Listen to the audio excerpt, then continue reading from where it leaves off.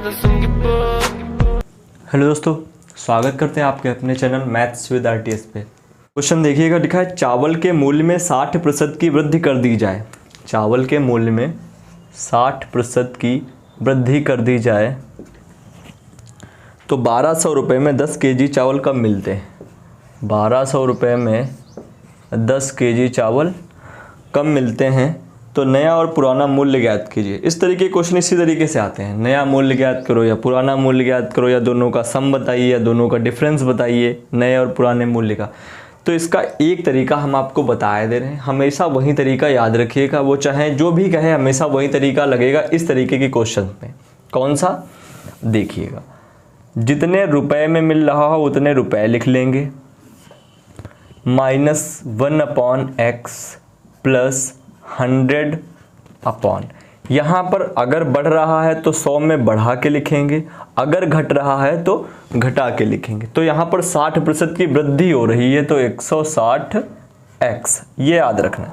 अगर कमी हो रही होती तो सिर्फ यहाँ पे कितना होता? 40x बराबर जितनी चीज कम या अधिक मिल रही हो, 10 केजी कम मिल रहे हैं तो 10 केजी, ठीक है।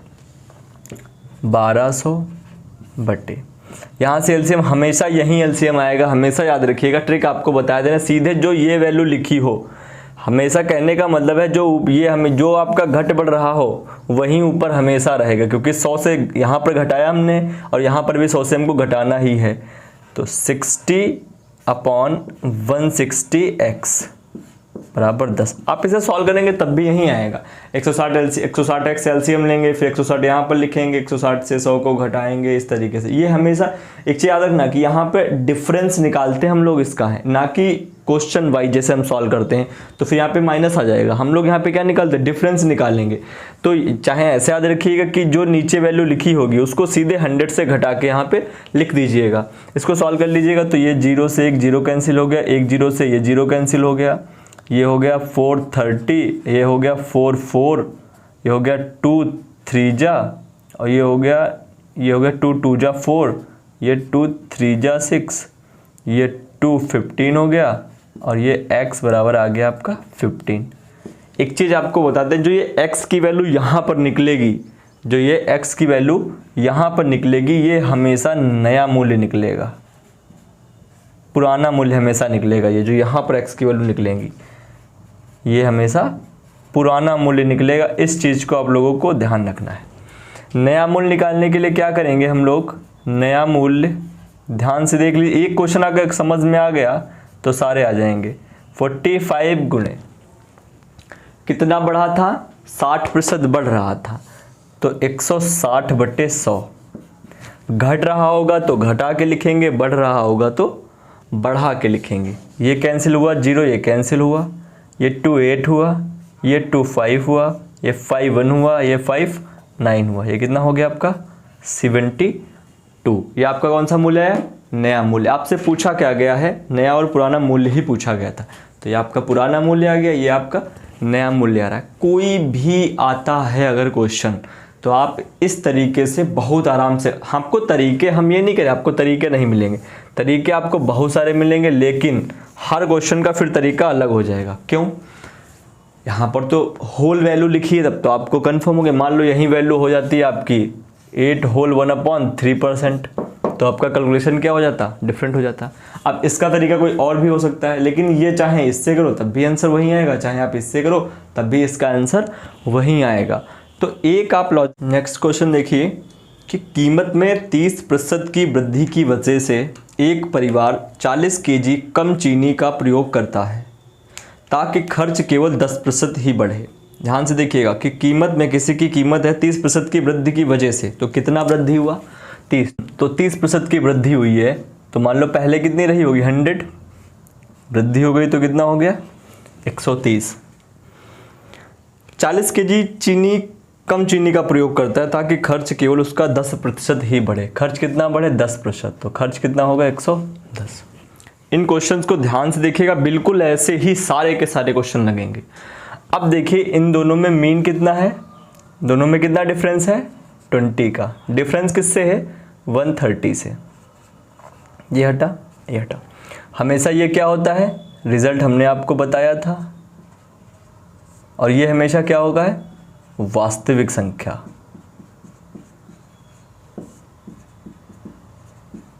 अब ध्यान से देखिएगा यहाँ पर, जब वृद्धि हुई तभी तो उसने 40 केजी कम चीनी का प्रयोग किया। इसका मतलब रिजल्ट जो आया है हमारा वो कितना आया है, 40 केजी। तो 2 केजी की वैल्यू कितनी हो गई, 40 केजी। यहाँ से 1 यूनिट की वैल्यू कितनी हो जाएगी, 20 केजी। आपसे पूछा गया है तो उसकी वास्तविक खपत बताइए, मतलब वास्तविक खपत कितनी थी, 13। तो 13 की वैल्यू हमको बतानी है। तो 13 गुणे 20, 13 दूनी 26, 260 केजी।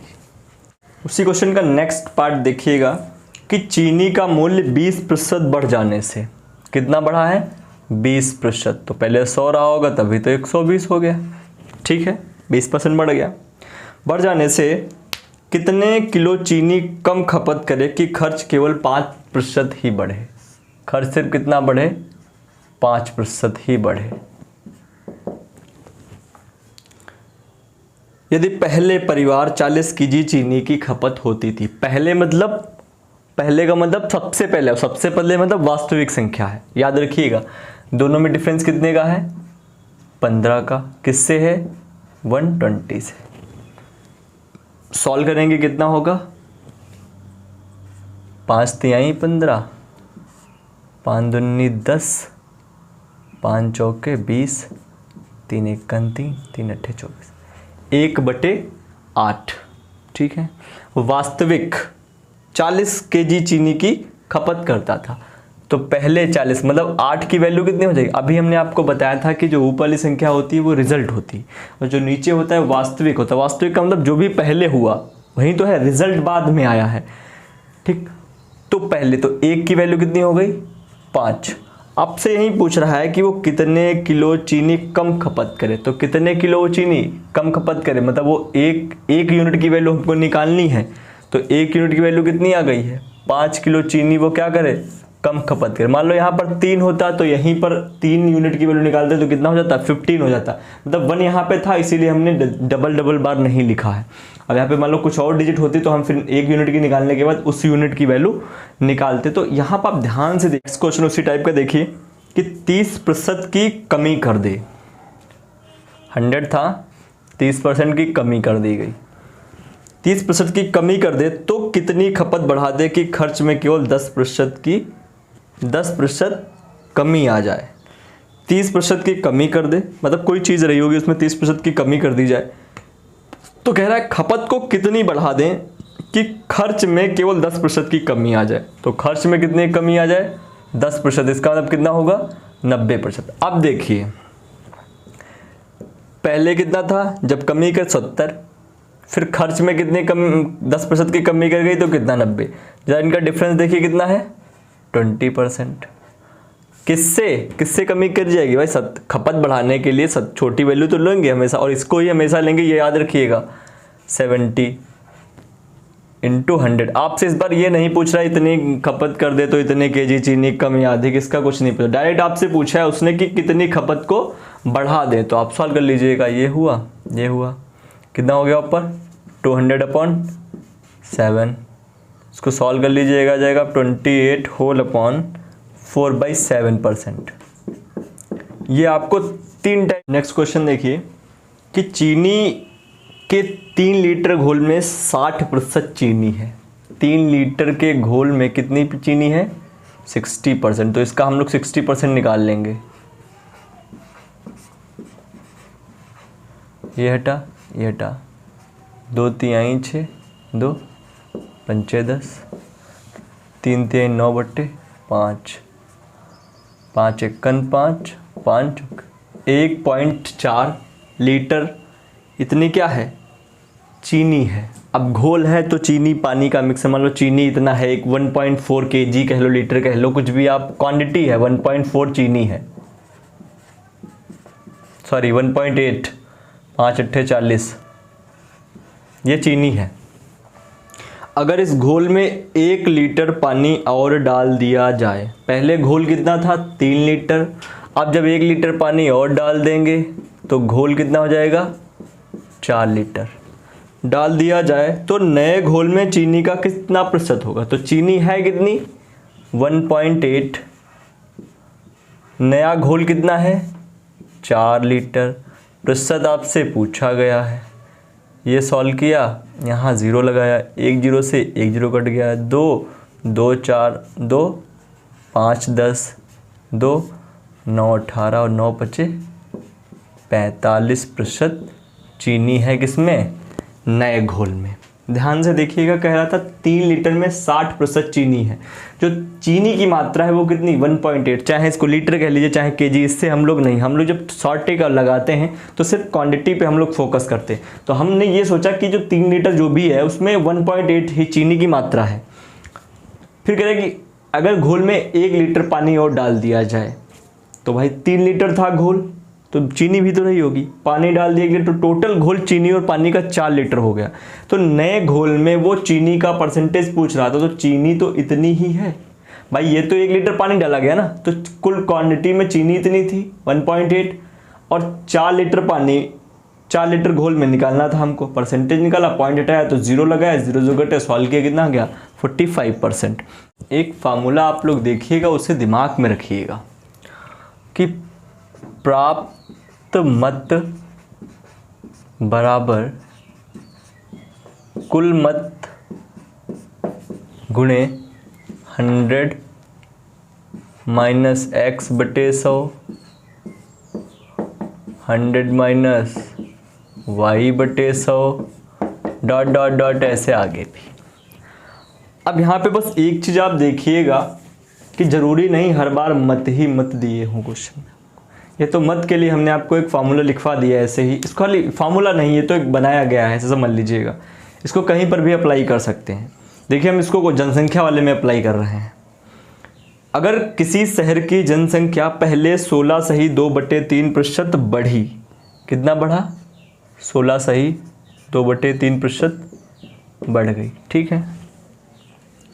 दूसरे वो 37 सही 1/2% घटती है, और तीसरे वर्ष 57 होल 1/7% फिर बढ़ जाती है। यहाँ पर भी इंक्रीज हुई है, यहाँ पर डिक्रीज हुई है, यहाँ पर इंक्रीज हुई है। तो कह रहे हैं वर्तमान जनसंख्या ज्ञात करो 3 वर्ष बाद, वर्तमान जनसंख्या ज्ञात करो यदि 3 वर्ष बाद जनसंख्या 16,500 हो जाती है। 3 वर्ष बाद कितनी हो जाती है 16,500 हो जाती है। तो आपको बताना है कि वर्तमान जनसंख्या कितनी है। देखिए 16 सही 2/3%, हमने आपको बताया था कि इनकी फ्रैक्शन वैल्यू आपको याद होनी चाहिए। तो इसकी फ्रैक्शन वैल्यू कितनी होती है 1/6। इसकी वैल्यू कितनी होती है 3/8, और इसकी वैल्यू कितनी होती है आपकी 4/7। अब ध्यान से देखिएगा, यहाँ पर हमसे क्या कह रहा है कि 1/6% इंक्रीज हुआ है, तो मतलब पहले 6 रहा होगा, बाद में 7 हो गया होगा। तो इसको हम लिख सकते हैं 7/6। यही तो इंक्रीज फैक्टर मिला हमको। ध्यान से देखिएगा, इंक्रीज फैक्टर यही तो है भाई, 6 पहले थी, बढ़ के कितनी हो गई 7/6। इसमें क्या हुआ घट गया, तो घट के कितना मिलेगा आपको 5/8। इसमें क्या हुआ है बढ़ गया है, तो कितना मिलेगा आपको ये 11/7। अब इस फार्मूले पे आप आ जाइएगा।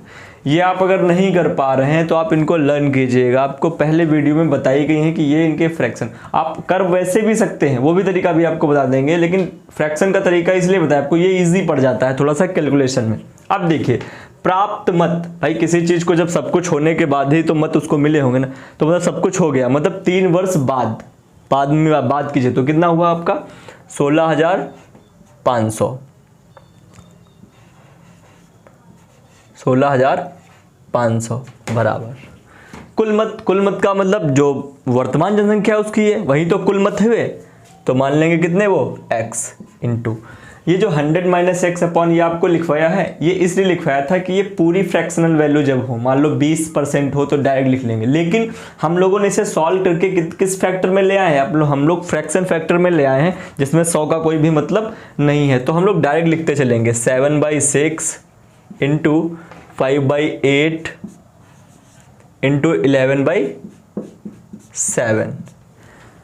सॉल्व कर लेंगे तो ये लगभग में आपका आएगा 14,400 आएगा, 14,400। आप सॉल्व कैसे करेंगे, तो आपको सॉल्व करने के तरीके सारे बताए गए हैं। जैसे ये 11 से कट जाएगा, देखिएगा 11 1 जा 11, 5 बचा, फिर 11 5 00, ये कट जाएगा आपका 5 से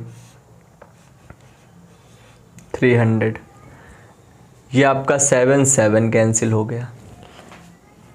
ये आपका आ जाएगा x बराबर 300 इंटू 8 छंग 48।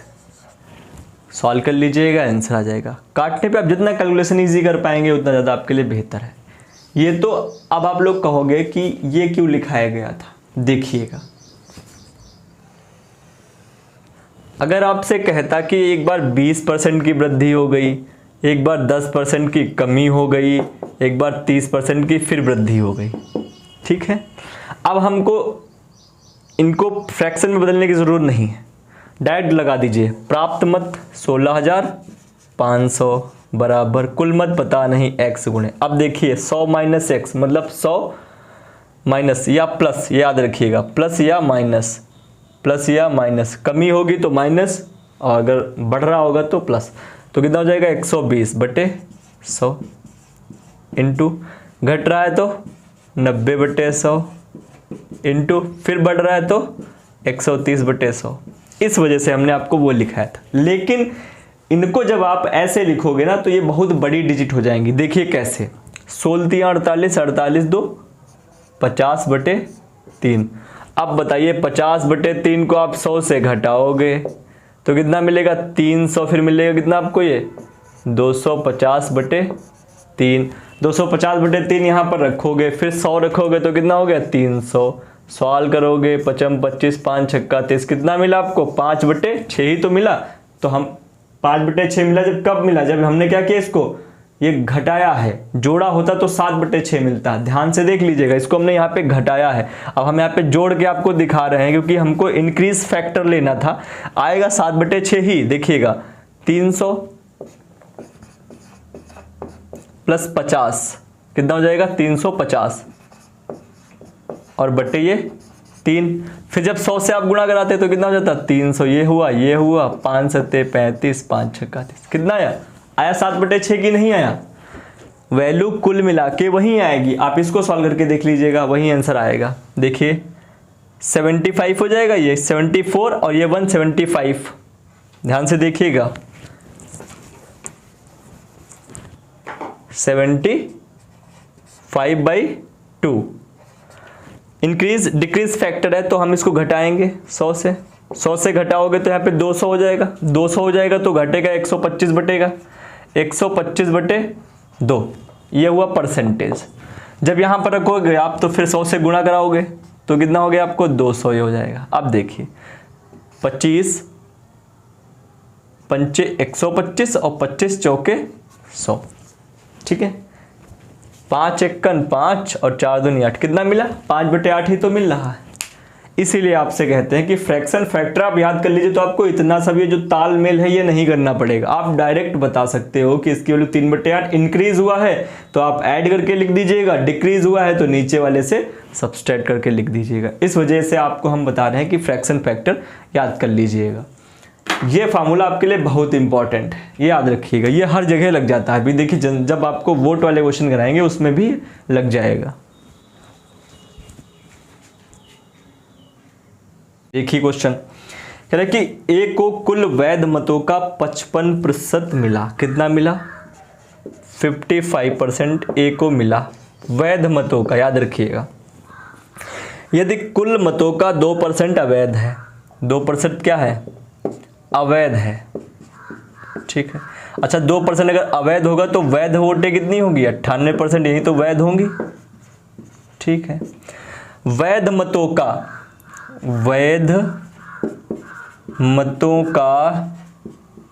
कितना मिला 55%। ये ध्यान रखिए, वैध मतों का 55% ए को मिला, यही तो क्वेश्चन ने कहा था, ठीक है। यदि कुल मतदाता 10,400 हो, टोटल मतदाता कितने हैं 10,000 400, हमने कुल की जगह 10,400 लिख दिए। ठीक है, तो ए को बताओ कितने मत, कितने मत मतलब उसको प्राप्त मत कितने मिले, तो प्राप्त मत हमको पता नहीं, तो हमने मान लिया x है प्राप्त। देखिए ध्यान से, इनटू 100 प्लस माइनस x, तो 2% अवैध थे तो वैध कितने रहे होंगे, 98%। ये हो गया आपको 98/100। वैध मतों का, भाई ये वैध ही तो मत थे, वैध मतों का कितना मिला था उसको, 55%, तो कितना मिल गया आपको ये 55/100। अच्छा, आपने एक चीज़ कही होगी कि इसमें तो आपने 2 घटा दिए, बट इसमें क्यों नहीं घटाए, तो देखिए ये ए को मिले हैं 55% वैध मतों का, अगर आप घटा दोगे तो जो वैल्यू आ जाएगी वो दूसरे प्रतिद्वंदी की आ जाएगी, क्योंकि अगर इसको 55% मिले तो इसका मतलब दूसरे वाले को कितने मिले होंगे, 45% मिले होंगे, तो अगर आप यहाँ पे घटा के लिख दोगे तो 45 हो जाएगा, वो दूसरे का निकल आएगा। तो यहाँ पर ये चीज़ ये जो फॉर्मूला दिमाग में रखना है, ये हर तरीके से आपको कंबाइन करके रखना है कि कब कैसे इसको हमको यूज़ करना है। बस ये आप दिमाग में इसको सेव कर लीजिए कि इसी के बेसिस पे हमको क्वेश्चन करने हैं। सॉल्व कर लीजिएगा, ये लगभग में आपका जाएगा, लगभग में आपका 5605.60। ठीक है ना। देखिए क्वेश्चन बिल्कुल उसी के जैसा कि 2 प्रत्याशियों के बीच एक चुनाव में 75% मतदाताओं ने अपना मत डाला, जिनमें 2% अवैध मत घोषित कर दिए गए। तो 75% ने डाला अपना मत, ठीक, 2% अवैध घोषित कर दिए गए, इसका मतलब वैध कितने रहे होंगे, 98%। ठीक है, एक प्रत्याशी ने 9261 मत प्राप्त किए, मतलब प्राप्त मत उसको कितने हुए, 9261 मत उसको प्राप्त हुए, जो वैध मतों के 75% थे, वैध मतों का 75% था। ठीक है, वैध मतों का 75। इस चुनाव में पंजीकृत मतदाताओं की संख्या कितनी थी, पंजीकृत मतलब कुल मत कितने थे, मान लो कितने थे, x इंटू 75%, तो 75% हो गया आपका ये बटे 100 इंटू, इतने क्वेश्चन था कि 2 प्रत्याशियों की तरफ 75 मतदाताओं ने अपने मत, इतने लोगों ने मत डाला, उसमें क्या कहा गया, फिर 2% मत कैसे कर दिए गए, अवैध कर दिए गए, तो कितने बचे आपके, ये 98%। फिर जो पाया है वो वैध मतों का 75% वोट पाया है, ये आपका हो गया। सॉल्व कर लीजिए, x की वैल्यू निकाल लीजिएगा, 16,800 आपका आंसर आ जाएगा, 16,800। कैलकुलेशन का कमाल है, बस आप कैलकुलेशन जितनी ज़्यादा अच्छी कर लेंगे, 25 3 75, 25 चौके 100, 25 3 75, 25 चौके 100, और ये आपका 2 दूना 4, और ये आपका हो गया 2 चौके 8, 2 9 18। इधर आप काट दीजिएगा, ये आपका 7 से कट जाएगा, 7 1, ये 7 21, फिर ये बचा 7 दूनी 14, फिर ये 7 21, ये 7 7 जा, फिर ये 7 से कट जाएगा, ये 7 1, 7 6 13 यहाँ पे हुआ, 7 9 63, 7 8 56 हुआ, 56, 6 56 6 62 6 हुआ, 7 9 63 हुआ, फिर ये 9 8 17 18, 3 से कट जाएगा, 3 6 18, 3 3 9, फिर ये 3 से कट जाएगा, 3 दूना 6, 3 1 3। आपका कितना बचा, 4 दूनी 8, x बराबर 21 गुणे 4 दूना 8 और 0 0, 8 1 8 दूनी 16, 16,800। तो ये आप पर डिपेंड करता है कि आप किस तरीके से चीज़ों को कट कर रहे हो।